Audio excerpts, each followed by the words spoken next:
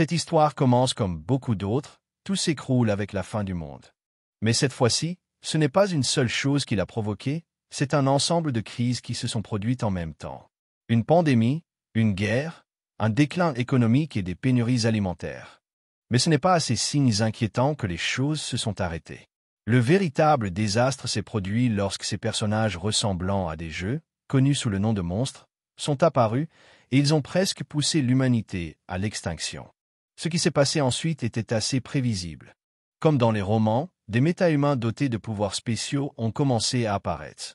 3 jours après le début de la folie, nous trouvons un toxicomane en train de grignoter des chips et de boire du soda, comme s'il s'agissait d'un autre dimanche après-midi paresseux. Et honnêtement, c'est bon signe. Cela montre que le monde n'a pas complètement disparu, et ce junkie, qui prend son goûter en toute décontraction, en est la preuve vivante. Mais même s'il est vivant, il est complètement seul. Et cette pensée le rend plutôt triste. Il est le seul à rester dans cet appartement de 100 mètres carrés, sa mère, son père, son grand-père et sa grand-mère étant tous partis. Son père a finalement décidé d'acheter cet endroit et a contracté un prêt de 200 millions de wons auprès de la banque. De plus, il a utilisé tous les biens de la famille, qui valaient également 200 millions de wons. Si notre protagoniste reste ici alors qu'il n'est pas né dans la richesse, c'est parce qu'il existait une condition pour bénéficier de certains avantages fiscaux. Pour bénéficier de ces avantages, il fallait habiter la propriété pendant au moins 2 ans. Comme la famille du protagoniste ne pouvait pas la laisser vide, il a fini par y rester pour remplir cette condition. C'est pourquoi il est coincé dans cet appartement, enfermé depuis que l'apocalypse a frappé. Il regarde son téléphone, il n'y a pas de connexion Internet, ce qui l'attriste encore plus. Mais à ce moment-là, un puissant grondement secoue la région. Il lève le cou et aperçoit un monstre qui glisse dans le ciel et se dirige tout droit vers son appartement. En se rapprochant, elle ouvre sa bouche immonde, prête à le dévorer. Le gars est complètement abasourdi lorsqu'il réalise que cette chose est sur le point de le dévorer vivant. Mais alors qu'il se prépare à la fin, quelque chose d'étrange se produit. Il regarde devant lui et remarque qu'une notification système clignote sur son écran, lui indiquant qu'un sujet qui n'a même pas été autorisé à entrer tente de le faire. Aussi surprenant que cela puisse paraître, notre garçon n'est pas du tout surpris de voir cette fenêtre du système, car ce mécanisme de défense est la seule raison pour laquelle il est arrivé jusqu'ici. Mais ce système est également devenu l'un des pires cauchemars. Il essaie de tout faire, de se balancer sur la porte, de donner des coups de pied aussi forts que possible, mais elle ne s'ouvre pas. Cela fait 3 jours que le monde s'est écroulé, et cette fichue capacité est la seule chose qui le maintienne en vie. Mais c'est aussi la raison pour laquelle il est piégé dans cet appartement. Il est assis tranquillement dans la nuit, seul, en regardant la fenêtre du système qui clignote devant lui. Il y est dit que l'enfermé ultime ne peut pas quitter la maison. Bien sûr, cela l'énerve. On l'a entraîné dans cette galère, et maintenant on lui donne un titre de merde comme si c'était la chose la plus glorieuse à voir. Il se sent impuissant, n'ayant aucun contrôle sur sa situation. Son plus gros problème commence à faire surface, à savoir ses réserves de nourriture. L'électricité est coupée depuis hier, et il a survécu grâce au plat d'accompagnement du réfrigérateur. Mais cela ne durera plus très longtemps et il ne lui reste plus que quelques paquets de ramen.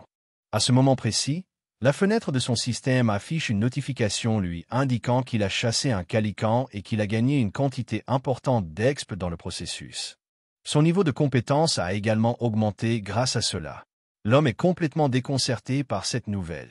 Il regarde dehors et voit le corps sans vie du monstre étendu sur le sol, avant de réaliser que c'est maintenant le monstre qui est dévoré vivant par ces satanés gobelins. Il a du mal à avaler qu'il a littéralement chassé le monstre en état de légitime défense sans même s'en rendre compte. Pendant ce temps, le système l'informe qu'il a acquis une nouvelle compétence et qu'un butin proche remplit les conditions requises. Il calcule maintenant le butin. C'est à ce moment-là qu'il entend une série de vilains rugissements.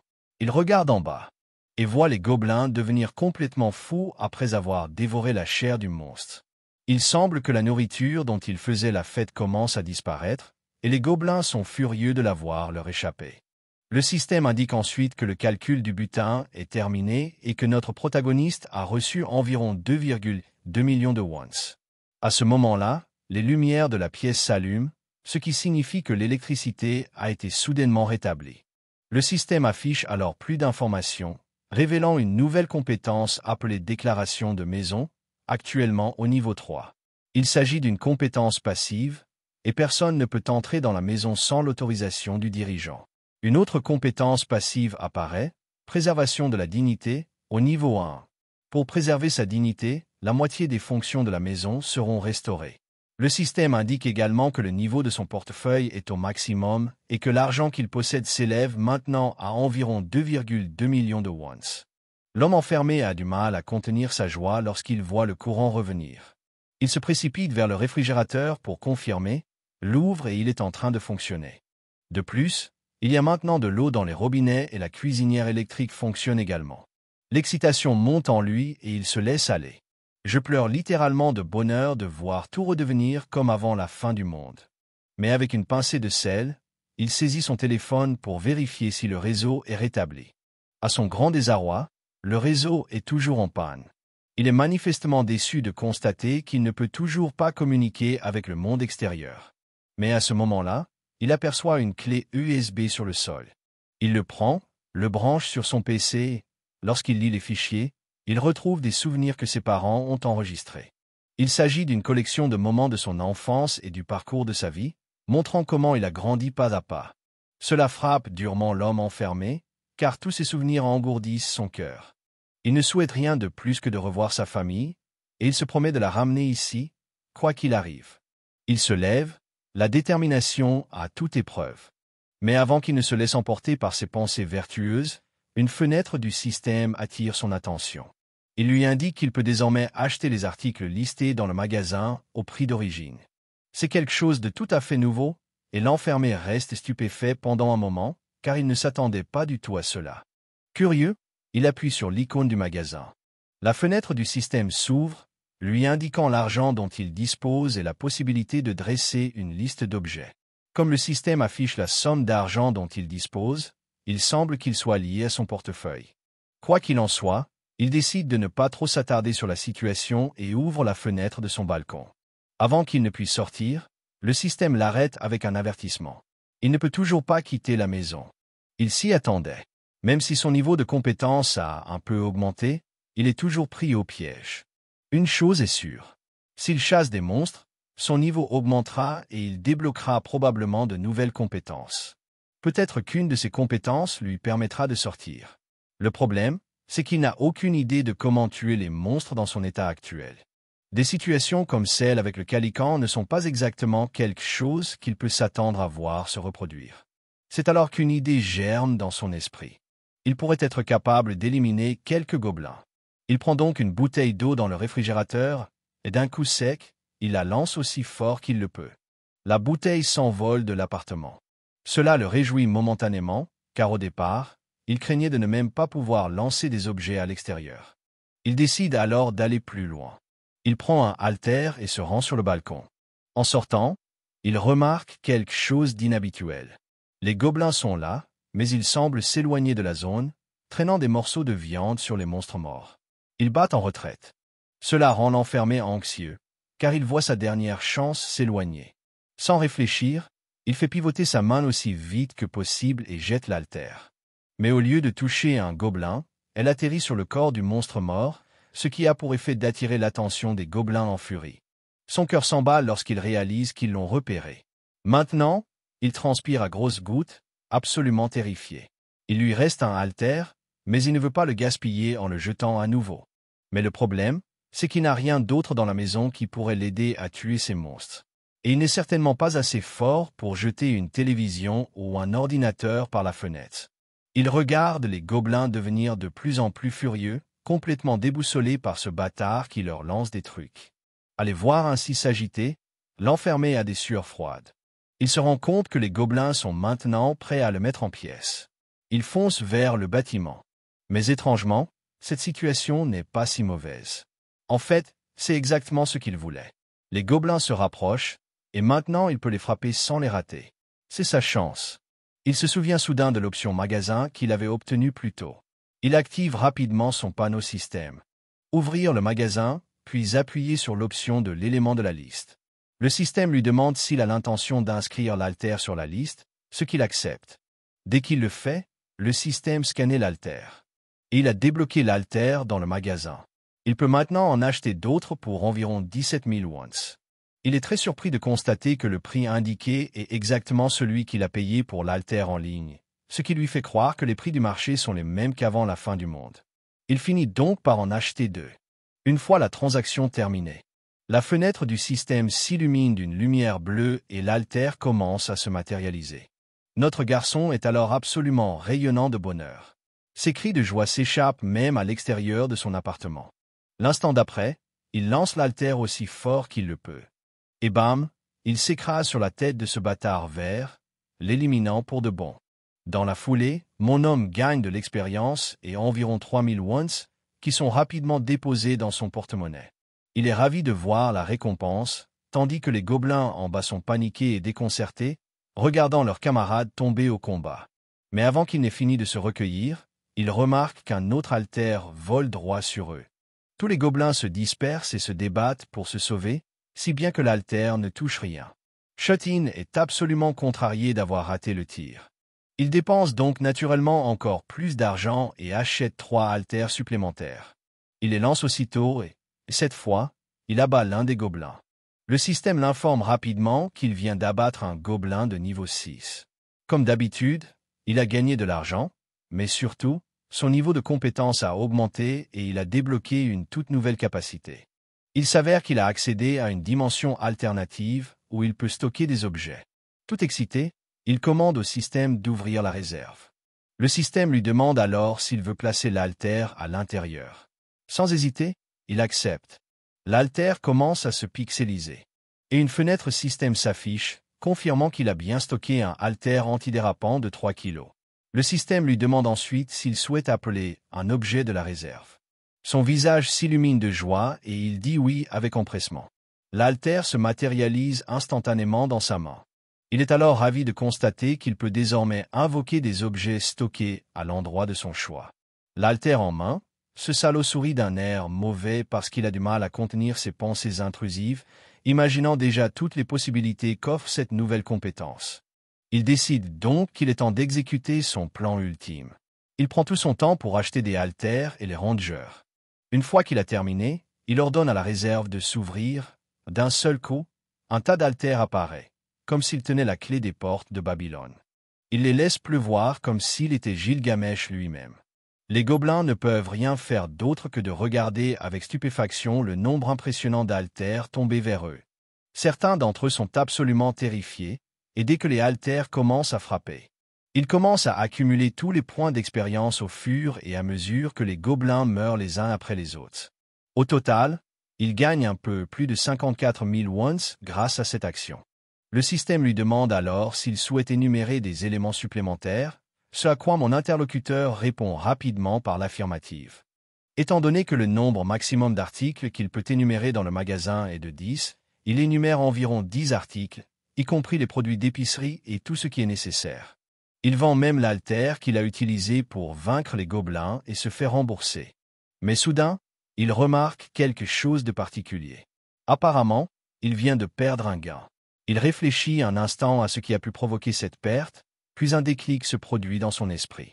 C'est probablement parce que le réfrigérateur est en marche et que les factures d'électricité, de gaz et d'eau doivent gruger son argent. Cette nouvelle est assez inquiétante pour lui car il n'a aucun moyen de gagner plus d'argent pour couvrir les dépenses de son foyer.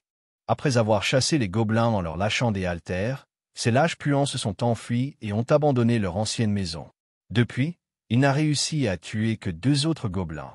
Et il n'est pas sûr qu'il reste d'autres créatures à chasser dans la région. Lorsqu'il regarde en bas, il ne voit que la tête pourrie d'un monstre mort. Chutin sait que s'il ne trouve pas rapidement quelque chose à chasser, il est foutu. Il doit donc trouver quelque chose, quoi qu'il arrive.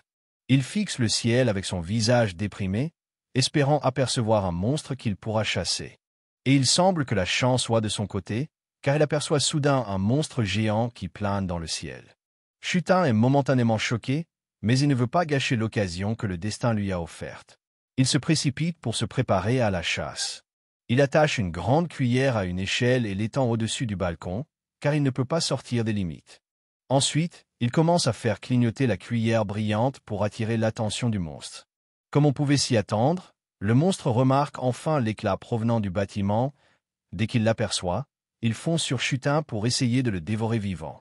Chutin est plutôt satisfait de voir qu'il a réussi à appâter ce monstre stupide. Et lorsqu'il entre en collision avec la barrière, sa tête rebondit. Chutin est convaincu qu'il s'agit d'une affaire réglée et que le niveau supérieur est en route. Mais à ce moment-là, le monstre se met à battre violemment des ailes, envoyant de puissantes rafales d'air sur Chutin. La pression d'air exercée par les ailes du monstre est si intense que Chutin peut à peine se tenir debout, constamment repoussé. Le monstre finit par disparaître. Mais lorsque notre garçon jette un coup d'œil par le balcon, il est choqué de voir la créature assise juste devant sa fenêtre.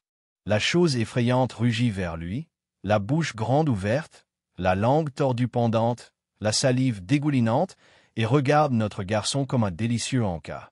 Chutin, quant à lui, est trop terrifié pour bouger. Le monstre ferme alors la bouche et enfonce son bec dur dans la barrière. Le système émet immédiatement un avertissement, signalant qu'une entité non autorisée tente d'entrer. Mais quelle que soit la force exercée par le monstre, il ne parvient pas à franchir la barrière. Chaque impact semble inutile, mais la puissance de ses attaques laisse Chutin perplexe, et il doute que cette barrière puisse y résister. Il ne veut prendre aucun risque. Il ouvre donc rapidement son magasin et vérifie tous les articles répertoriés qu'il peut acheter. D'après ce qu'il a observé jusqu'à présent, le calculateur de butin ne s'active que lorsqu'un cadavre se trouve à proximité. Et ces chasses aux gobelins n'ont pas toujours été couronnées de succès pour cette même raison. Certains survivants avaient emporté les cadavres de leurs alliés tombés au combat, et ces cadavres n'étaient pas considérés comme du butin. En d'autres termes, si la distance entre le corps et le joueur dépasse une certaine limite, le calculateur de butin ne s'active pas. Chutin ne veut pas que cela se produise, il veut donc savoir s'il y a un moyen d'abattre le monstre en une seule fois. C'est alors qu'il remarque les bouteilles de 900 ml d'huile de canola empilées dans son magasin. Sans perdre de temps, il achète rapidement 10 de ces bouteilles. Dès que la transaction est terminée, les 10 bouteilles apparaissent à ses pieds. Il les saisit tous, puis place une casserole sur le feu. Il verse toute l'huile dans la poêle et allume le feu. Ensuite, il prend son manche à balai et l'entoure d'un tas de papier jetable qu'il fixe avec du ruban adhésif. Il imbibe le papier d'huile, puis ouvre à nouveau son magasin et énumère l'huile de colza bouillante. Le système annonce avec succès que l'huile chaude bouillante a été répertoriée. Il saisit ensuite le briquet et s'apprête à brûler le papier imbibé. Le papier s'enflamme rapidement. Et lorsqu'il se dirige vers la fenêtre, on voit que le monstre est toujours perché sur le toit de son appartement, attendant que sa proie sorte. Le monstre est loin de se douter que sa proie est en fait le prédateur, et il est sur le point de la prendre à ses dépens. Chutin fait rapidement appel à l'huile de canola. Et toute l'huile bouillante se déverse sur la tête du monstre dès que la fenêtre du système s'active. L'huile l'éclabousse et le monstre se met à hurler de douleur. Ce qui est tout à fait compréhensible, mais la douleur ne s'arrête pas là, car Chutin est prêt à faire monter la température, au sens figuré comme au sens propre. Dès que le feu touche le monstre imbibé d'huile, il s'enflamme instantanément. Les cris d'agonie assourdissants du monstre sont comme une musique aux oreilles de notre garçon, un sifflement de victoire qu'il peut presque entendre. Finalement, le monstre commence à s'effondrer sur le sol, et la vue du monstre en train de se faire cuire vivant est si horrible que le visage de Chutin s'assombrit momentanément. Dès que le monstre touche le sol, son calvaire prend fin. La fenêtre système s'affiche, félicitant Chutin d'avoir réussi à vaincre un Calican. Il reçoit une énorme quantité d'exp, son niveau de compétence augmente et il débloque même une nouvelle compétence. Mais ce n'est pas tout. Le système détecte également le monstre chassé et l'enregistre comme butin. Une fois le calcul du butin terminé, il reçoit une récompense d'un peu plus de 9 millions de wons. Chutin devient fou de voir une telle somme d'argent. Il n'en croit pas ses yeux. Mais avant qu'il ne se remette complètement du choc, une autre notification apparaît, indiquant que les conditions requises ont été remplies et que l'expansion du territoire est désormais en cours. Soudain, le bâtiment entier se met à trembler comme un fou, ou du moins c'est ce que ressent Chutin. Il ressent également une étrange sensation qui lui serre le cœur, et sa perspective commence à s'élargir. Cette étrange sensation s'intensifie, son cœur se serre encore plus tandis que ses sens ne cessent de croître. À un moment donné, il commence littéralement à voir dans les autres appartements de l'immeuble, où il trouve une famille survivante. Ce qui le déconcerte complètement. Il n'avait jamais pensé qu'il y avait d'autres voisins que lui. Ses yeux changent soudain de couleur et il n'a aucune idée de ce qui lui arrive. Pour une raison quelconque, il peut maintenant voir les gens, mais il ne comprend pas pourquoi. Tout aussi soudainement, il se rétablit et commence à observer les choses autour de lui comme il le fait normalement. Ensuite, le système introduit ses voisins inattendus. Le premier adulte est Choi Young-jun, un mari d'une trentaine d'années. Le deuxième adulte est Park Hee-won, sa femme, également âgée d'une trentaine d'années. Ensemble, ils ont 2 filles, Choi Ne-yeon, leur premier enfant âgé de 6 ans, et Choi Seo-yeon, leur deuxième enfant âgé de 3 ans. Le système précise que ces personnes remplissent les conditions pour être accueillies en tant que citoyens de son territoire. Il lui demande s'il souhaite leur accorder la citoyenneté. Le Chetin ne sait manifestement pas s'il doit lui accorder la citoyenneté ou ce qui se passerait s'il ne la lui accordait pas. Le système répond immédiatement que tout être n'ayant pas obtenu la citoyenneté sera expulsé de la maison et vulnérable aux attaques des monstres. Face à cette dure réalité, Chetin décide de prendre le bon chemin. Au lieu d'être un Chetin égoïste, il choisit d'être un propriétaire généreux. Une fois l'ordre donné, le système annonce que Choi Young-jun, Park Hee-won, Choi Ne-yeon et Choi Seo-yeon ont tous obtenu la citoyenneté. L'enfermé se réjouit de ce résultat, car il a peut-être débloqué d'autres compétences liées à la citoyenneté. Il décide donc de vérifier. C'est alors que le système annonce sa nouvelle compétence, connue sous le nom d'Ultimate Eyes. Mais le Chetin n'est pas encore totalement satisfait, il essaie donc de scanner le système pour voir s'il n'y a rien d'autre en rapport avec la citoyenneté. Le système affiche une nouvelle notification concernant la compétence connue sous le nom de déclaration du souverain, une compétence passive. Cette compétence garantit que personne ne peut entrer dans la maison sans l'autorisation du souverain. Il y a aussi une icône appelée gestion de la citoyenneté. Chetin décide rapidement de l'explorer, car c'est exactement ce qu'il cherchait. Lorsqu'il l'ouvre, il constate que les 4 citoyens y figurent, avec leur niveau de pouvoir et de confiance. Mais le détail qui le frappe le plus est qu'il peut contenir jusqu'à 600 citoyens. 600, ce n'est pas rien. C'est assez stupéfiant. Il appuie sur le nom d'un des citoyens et voit toutes les informations les concernant. Il y a même des données sur le taux de répartition de l'expérience et le taux de répartition de l'argent. 2 options s'offrent également à lui. Il peut assigner une quête à ce citoyen ou l'expulser de son territoire.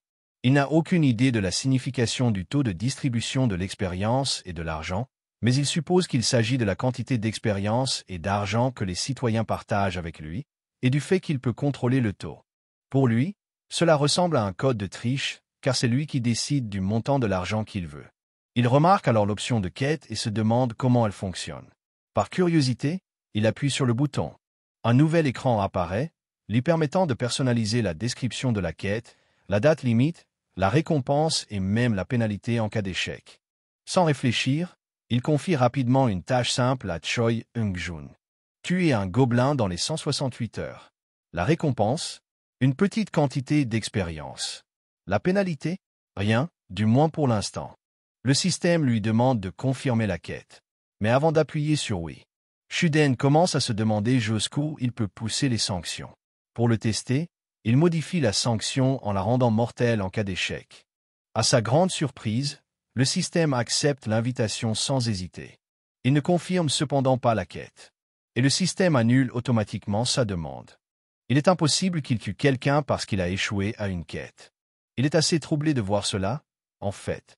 L'idée qu'il ait le pouvoir de tuer n'importe quel citoyen à n'importe quel moment, moyennant une simple amende, le met profondément mal à l'aise. Il commence à réfléchir à ce qu'il doit faire maintenant, et c'est alors qu'il utilise l'une de ses nouvelles compétences, les yeux ultimes. Sa perspective commence à s'élargir et il peut littéralement tout voir. Une fois de plus, il repère la famille en bas. La famille semble troublée et la femme demande à son mari ce qu'il doit faire maintenant. Le mari, Young-jun, n'a aucune idée de ce qu'ils sont censés faire. Le moins qu'il puisse faire est d'aller chercher de l'eau, alors il lui dit de rester ici avec les enfants et de l'attendre. Mais sa femme adorée, Hee-won, n'est pas d'accord avec cette idée, car la zone à l'extérieur est infestée de monstres. Young-jun le sait aussi, mais il n'a pas vraiment d'autre choix. Sa femme lui fait alors remarquer qu'il ne trouvera peut-être même pas d'eau, mais il lui rappelle qu'il y a une supérette à proximité, et comme elle est assez grande, il devrait y avoir quelque chose. Les enfants assoiffés commencent à supplier leur père de leur donner de l'eau. Eung-jun se sent d'autant plus obligé de sortir. Finalement, il décide qu'il n'a pas d'autre choix que d'aller chercher ce dont sa famille a le plus besoin. Il demande à sa femme de lui faire confiance et lui promet qu'il reviendra bientôt. Comme Iwon n'a pas de meilleure option, elle baisse la tête et le laisse partir, bien qu'il soit clair qu'elle est terrifiée. C'est à ce moment précis que mon homme éteint sa compétence et que nous sommes soudain ramenés à son appartement. Notre grabataire ne s'était pas rendu compte jusqu'à présent à quel point les choses s'étaient détériorées. Il ouvre l'interface de son magasin pour voir s'il peut augmenter la capacité de stockage. Lorsqu'il active sa compétence de fenêtre, il remarque que les 3 compétences liées au stockage sont toujours au niveau 1.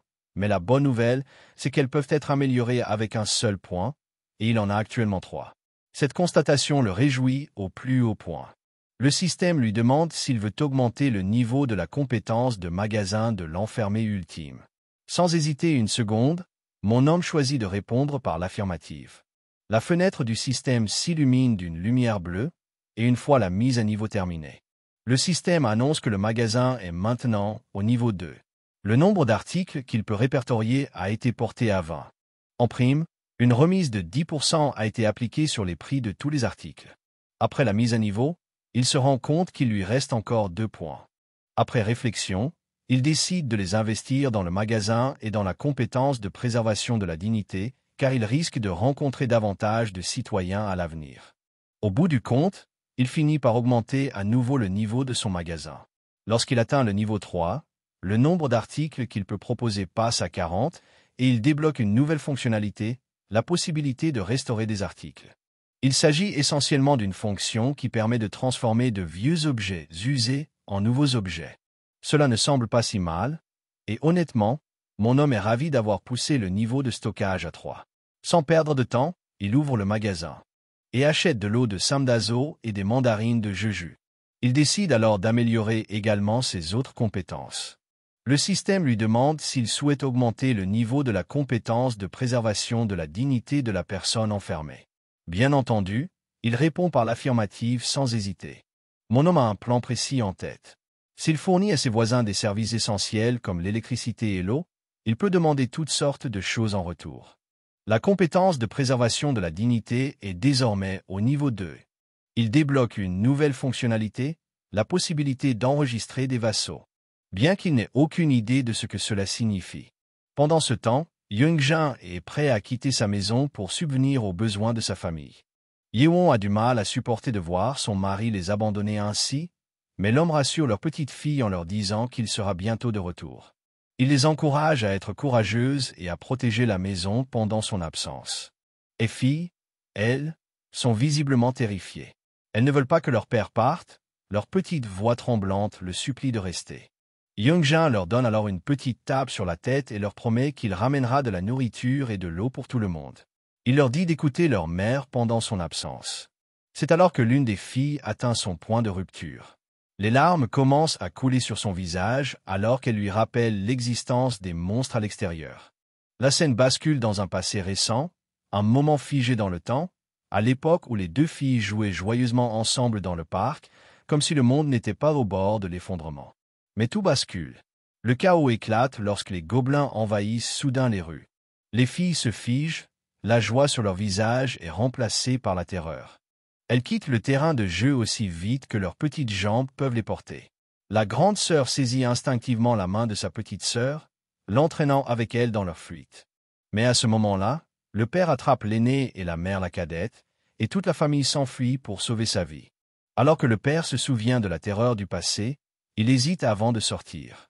Il ne veut pas laisser ses filles derrière lui, d'autant plus que c'est peut-être la dernière fois qu'il les voit s'il sort. Mais il n'a pas le choix. Un homme doit faire ce qu'il doit faire. À ce moment-là, la poignée de la porte commence à s'entrechoquer, prenant tout le monde par surprise. Young-jun se dirige prudemment vers la porte, en tenant un club de golf à la main. Le cliquetis sur la porte s'arrête soudainement, mais le silence est rompu lorsqu'une voix de l'autre côté lui demande d'ouvrir la porte. La voix d'un autre humain derrière la porte terrifie encore plus Young-jun. Il a du mal à croire qu'il y a vraiment une personne derrière la porte, mais il pourrait aussi s'agir d'un monstre, alors il ne veut pas prendre de risques. Notre garçon, de l'autre côté de la porte, continue d'appeler, tandis que l'homme à l'intérieur prend position. Mais les voix s'arrêtent à nouveau, et le silence lui fait croire que celui qui était là est parti. La porte d'entrée s'ouvre d'un seul coup, et la lumière aveuglante qui s'en dégage l'oblige à rapprocher rapidement sa famille, la protégeant instinctivement. Mais bien sûr, il n'y a pas lieu de s'inquiéter. C'est juste notre garçon qui se tient là avec un sac en plastique rempli de fournitures. Young-jun s'interroge sur son identité et se présente comme Kim Jae-in, le voisin. Il explique qu'il a de l'eau et des mandarines, et qu'après avoir mangé et bu, il aimerait bien s'asseoir et parler un peu.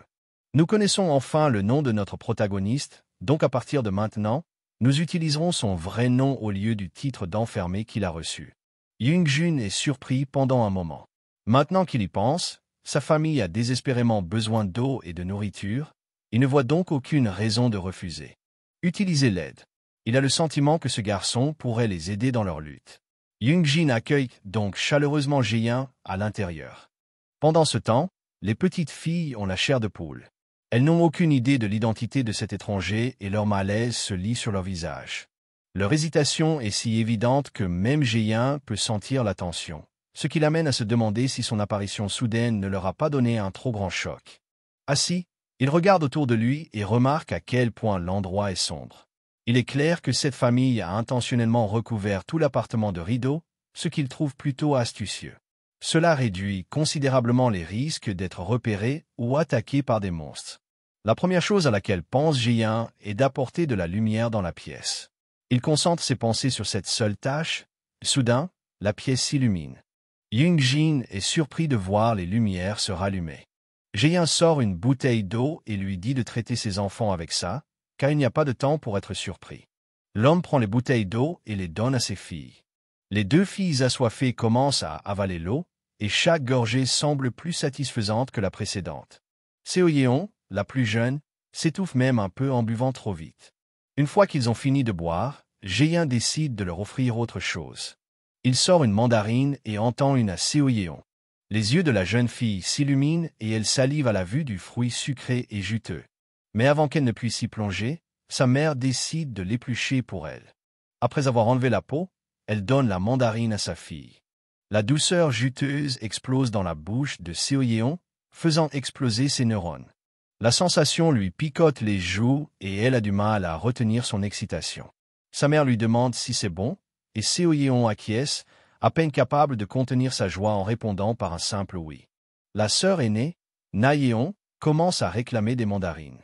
Une fois qu'elle a pris une bouchée, sa réaction est à l'image de celle de sa petite sœur, c'est-à-dire de la joie pure à mesure que la douceur s'empare de ses sens. Pendant ce temps, Jae-in est bombardé de notifications du système. Il semble que le niveau de confiance de toute la famille à son égard est augmenté. La confiance de Seo-yeon a même atteint 50, débloquant son statut de loyauté, qui a maintenant dépassé 30. Le système informe Jae-in que Choi Seo-yeon a rempli les conditions pour être enregistré comme vassal, et a même atteint le niveau 2. Il réfléchit un instant. Bien qu'elle remplisse les conditions requises, elle est encore très jeune. Contrairement aux citoyens ordinaires, il ne peut enregistrer que 10 vassaux au maximum, qui doivent être capables d'exécuter les ordres. Au moins au niveau de Choi Yeong-jun. Bien que la confiance de la petite fille soit montée en flèche, son père, Yeong-jun, est toujours à 31 ans. Et comme Yeong-jun est la personne clé de la famille, Jae-in sait qu'il doit renforcer sa confiance. Soudain, Yeong-jun l'appelle et le remercie sincèrement pour toute la gentillesse dont il a fait preuve à l'égard de sa famille. Il admet qu'il veut désespérément rendre l'appareil, mais il n'est pas sûr de pouvoir le faire maintenant. En réponse, Jae-in décide qu'il devrait aller dans le couloir pour discuter. Plus tard, alors qu'ils sont dans le couloir, Jae-in demande à Yeong-jun s'il a reçu la citoyenneté. Maintenant qu'il en est question, une fenêtre système apparaît soudain devant Yeong-jun. Il admet que cette notification est apparue pour toute sa famille il y a environ 30 minutes, confirmant qu'ils avaient reçu la citoyenneté. Jae-in poursuit en demandant si quelque chose d'inhabituel s'est produit à ce moment-là. Yeong-jun répond immédiatement par l'affirmative, expliquant qu'ils n'ont pas pu bouger leur corps pendant un court instant lorsque cela s'est produit. Après avoir rassemblé les pièces du puzzle, Jae-in se rend compte que les gens doivent être temporairement congelés lorsqu'ils obtiennent la citoyenneté. Saisissant l'occasion, Jae-in s'adresse à nouveau à Yeong-jun, cette fois avec une promesse. Il lui dit qu'il fera tout ce qui est en son pouvoir pour l'aider à retrouver la vie qu'il avait avant que cette folie ne commence. Yeong-jun est absolument déconcerté par cette déclaration, mais avant qu'il ne puisse dire grand-chose, Jae-in redouble d'efforts, promettant qu'il les protégera des monstres et s'assurera qu'aucune créature n'envahira plus jamais leur maison. Yeong-jun n'est pas sûr à 100% que ce soit possible. Jae-in lui assure que oui, c'est possible. Pourtant, Yeong-jun sait que cela ne se fera pas gratuitement. Il demande directement ce qu'il devrait faire pour recevoir la protection. Jae-in ne tourne pas autour du pot non plus. Il lui fait comprendre qu'il y a un risque et que Yeong-jun pourrait y laisser sa vie. Il lui demande alors s'il est toujours prêt à aller jusqu'au bout. Yeong-jun hésite avant de répondre. Après tout, qu'il ne tiendrait pas à sa propre vie. Mais comme il a une famille à protéger, il poursuit en disant que même avant l'arrivée de Jae-in, il risquait déjà sa vie en allant chercher de la nourriture et de l'eau pour protéger sa famille. Jae-in sourit, heureux d'entendre cela car il a enfin obtenu l'aide dont il avait besoin. Jae-in se souvient alors que Yeong-jun tenait le club de golf un peu plus tôt et lui demande combien il a coûté. Yeong-jun ne sait pas trop pourquoi notre garçon pose la question, mais il répond quand même, en disant que cela lui a coûté environ 500 000 wons, plus ou moins. Nous savons tous pourquoi Jae-in a posé des questions sur le club de golf, et il est déçu après avoir entendu le prix. Il ne sait même pas s'il devrait l'afficher dans sa boutique maintenant, car il ne peut pas se permettre de gaspiller son argent si tôt. Yeong-jun remarque sa réaction et lui demande pourquoi il en a parlé soudainement. Jae-in balaie rapidement la question du revers de la main. Après avoir changé de sujet, il demande à l'homme s'il se souvient du jour où les monstres sont apparus. Bien sûr, comment Yeong-jun pourrait-il oublier ce jour-là? C'était un week-end. Et cela le traumatise encore chaque fois qu'il y pense. Jae-in le reconnaît et souligne que ceux qui sont restés à la maison ce jour-là ont survécu. Il réfléchit au fait qu'un seul gobelin ne possède pas beaucoup de force, et leur niveau est inférieur à celui d'un homme adulte.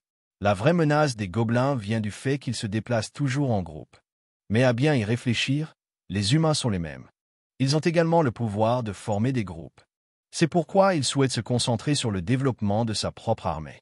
Il s'adresse à nouveau à Yeong-jun, lui disant qu'à partir de maintenant, ils seront tous deux à la recherche d'autres survivants.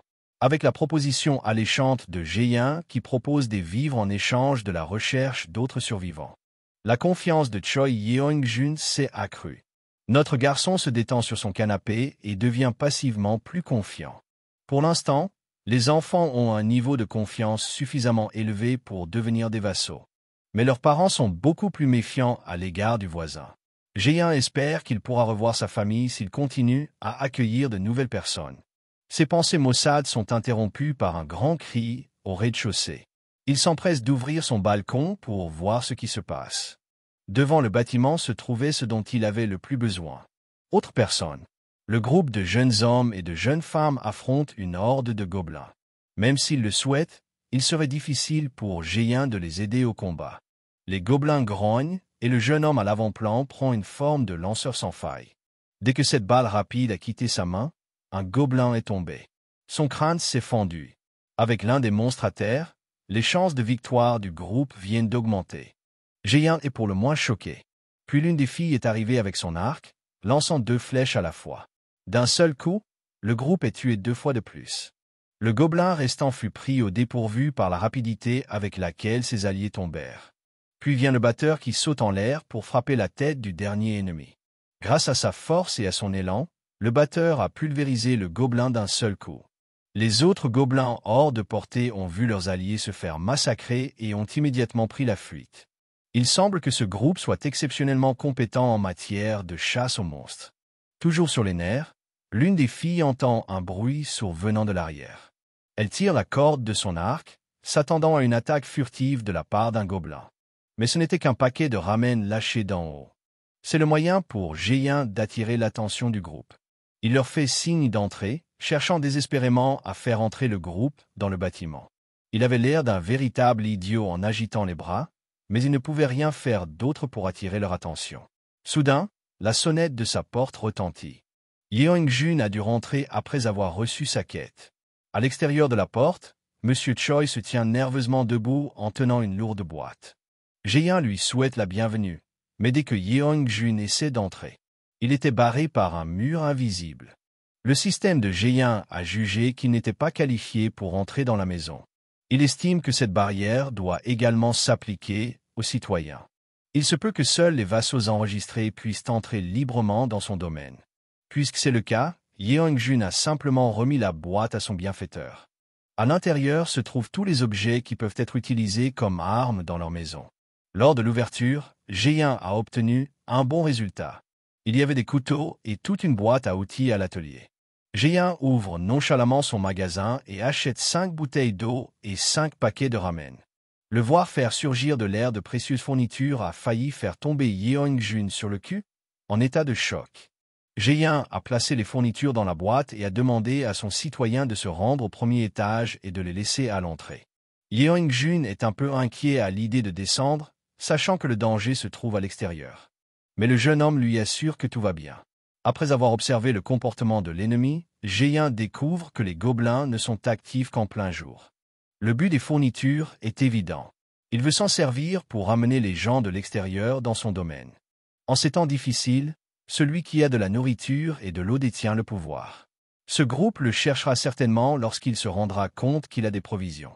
Géant n'a pas donné d'autres instructions à M. Choi que de laisser la boîte en bas. S'il n'a pas à affronter et à combattre des monstres, la tâche devrait être facile. Voyant à quel point M. Choi était réceptif à ses demandes, Géant se sent obligé de faire quelque chose de gentil pour lui. Il ouvrit le menu des quêtes et inscrivit officiellement la livraison d'eau et de ramen comme une quête, ajoutant une petite quantité d'exp comme récompense à l'issue de celle-ci. M. Choi a été surpris par l'invite à la quête qui s'est affichée devant lui. Il a demandé si les mécanismes étaient similaires à ceux des jeux vidéo, ce que Géant a confirmé. Étant donné que M. Choi n'est qu'au niveau 9, il est impératif de monter en niveau pour obtenir de bonnes récompenses. Le père fiable a pris une grande inspiration et s'est mis en route vers le bas. L'électricité est toujours coupée dans la plupart des parties du bâtiment. Il a dû prendre les escaliers. Il a même pris son club de golf pour se protéger. Depuis le 20e étage, le grand frère a dû marcher jusqu'au rez-de-chaussée. Le simple fait de descendre ces escaliers a fait des ravages. Mais au moins, tout ce qu'il a à faire, c'est de poser les fournitures. Dès qu'il est sorti, il a vu la silhouette d'un groupe agglutiné et a instantanément envisagé le pire scénario. Avec sa paranoïa et son anxiété, il a immédiatement pensé qu'il avait devant lui une meute de gobelins ignobles et dégoûtants. Son premier réflexe est de se tirer au plus vite, mais dans la précipitation. M. Choi s'est roulé la cheville et est tombé au sol. The water bottle and the pack of ramen flew out of the box and nosedived to the pavement. La douleur de la chute est réelle, mais la peur d'être remarqué par le groupe est plus déchirante. Il supplie son pied de réagir et de bouger, craignant que le groupe ne l'ait déjà remarqué. Il sentit leur présence se rapprocher et leva pathétiquement la main pour protéger sa tête d'une attaque. Lorsqu'il entendit la silhouette qui s'approchait parler en langue humaine, il ressentit un mélange de soulagement et d'embarras. Ce n'étaient pas des gobelins. Ce n'était qu'une bande de jeunes.